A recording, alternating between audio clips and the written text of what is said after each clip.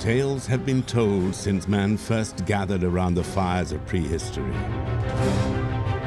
Tales of the strange and wondrous things hidden in the vast unknown shadows of the world.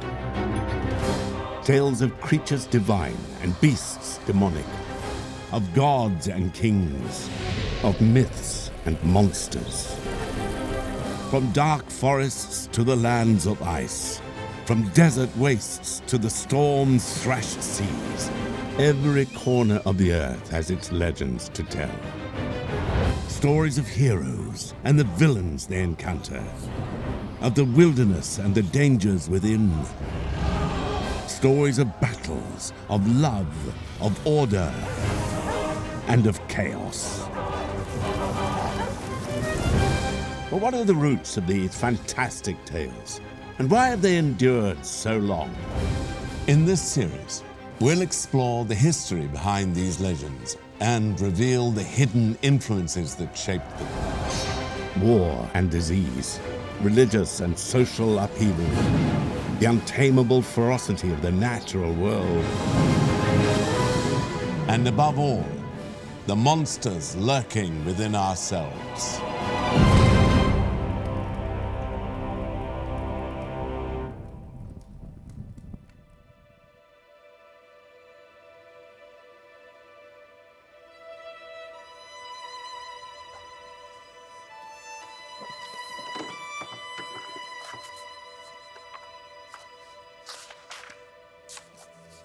Ivan was alone in the castle.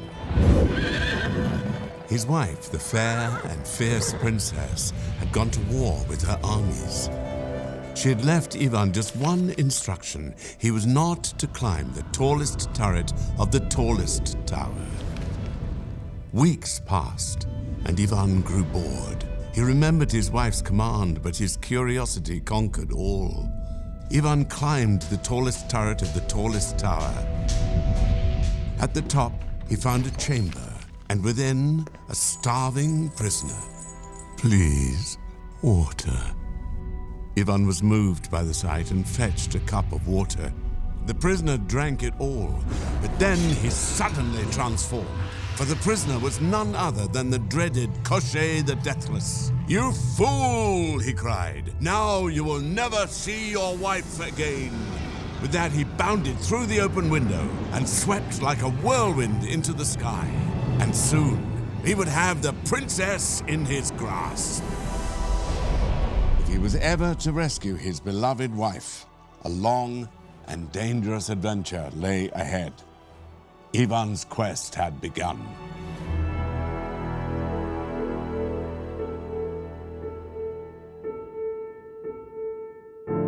The story of Ivan and Koshchei the Deathless is an old Slavic tale. But all human beings are storytellers. Throughout history and across civilizations, humans have told one another stories. Stories of good and evil, of great deeds and lost causes. Stories of our past, our futures, and who we are now. Stories are a way we explore what it means to be human. We live today in a culture saturated with narrative and story. But in the days before mass media, the internet, film camera, even the printing press, the need for story was no less. When the ability to read and write was given to very few, tales were spread by word of mouth. With each telling, a detail here might change, or something there might be forgotten and replaced with something new. And in this process of mutation, these stories became something else. Something not stemming from one mind or one pen, but something instead that was the product of a collective, of a particular people at a particular place and time. They became myth.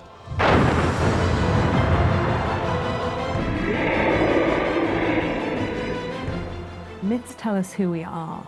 We use stories to explain to ourselves why we do things in certain ways. They tell us about the part of ourselves that's emotion, that's not entirely rational.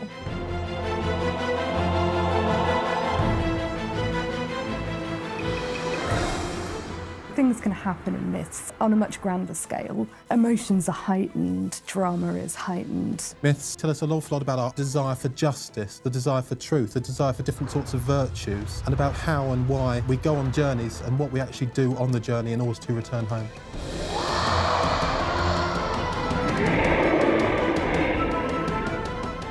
It tells us what our values are.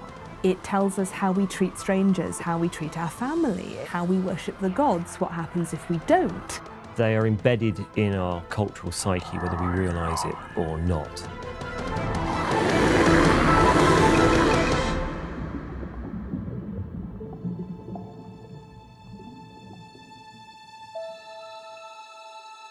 Few myths are more exciting than tales of great heroes and the foes they encounter in their adventures. Such heroic quests are found in tales from cultures across the globe and throughout history.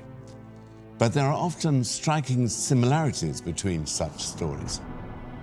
The mighty warrior who's all but invulnerable to harm, the witches and wizards who help or hinder, the menacing giants, the beguiling temptations, the journeys into dark caves or into the depths of the underworld, all are found in tales from different cultures and different times. But what if there was more to these echoes than mere coincidence? That was the belief of an American mythologist named Joseph Campbell. From an early age, Campbell was obsessed with mythology. As a young man in the 1930s, he spent years examining ancient texts from around the world. It was in this period of intense study that a theory formed in his mind. It was a theory that would make him famous. In the countless stories that he read and analyzed, Campbell thought he spotted something, a pattern.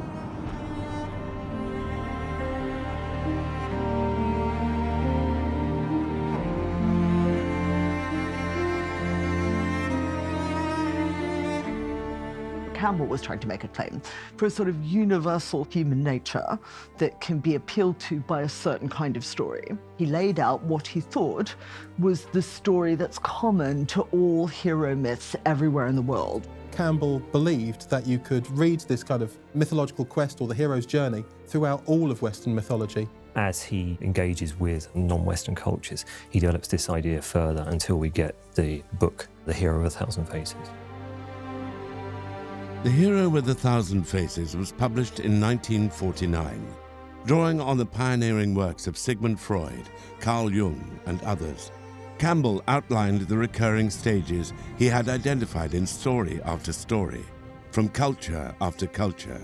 He dubbed it the hero's journey. The Hero with a Thousand Faces became an unlikely bestseller, with a particular impact on the big screen.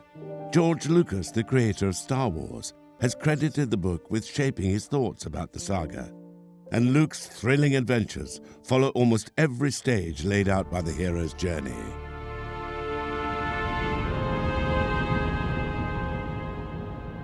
All heroes' journeys begin with the hero at rest in their home culture. So one particular stage is the call to adventure. An outsider figure comes and calls them to adventure, says, "Come on, Luke, you've got to go do something now and help this girl." He embarks on a journey into the unknown, a realm that's usually much more crowded with the supernatural. The hero is tested in these strange surroundings and has to pass various trials in order to continue.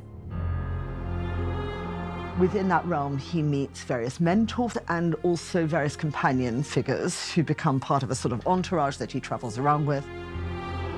Typically, he then has a near-death experience type adventure where he plunges down into some kind of abyss.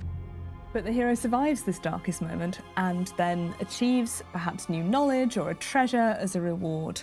And then he flees, pursued by the enemy. From which he arises transformed, capable of fulfilling the quest on which he started out. There's one final test, and that is often a moment of life or death. The hero has to use all the knowledge that he's gained up until this far to come through that and succeed. The end result is a new world, a new status quo that comes into being.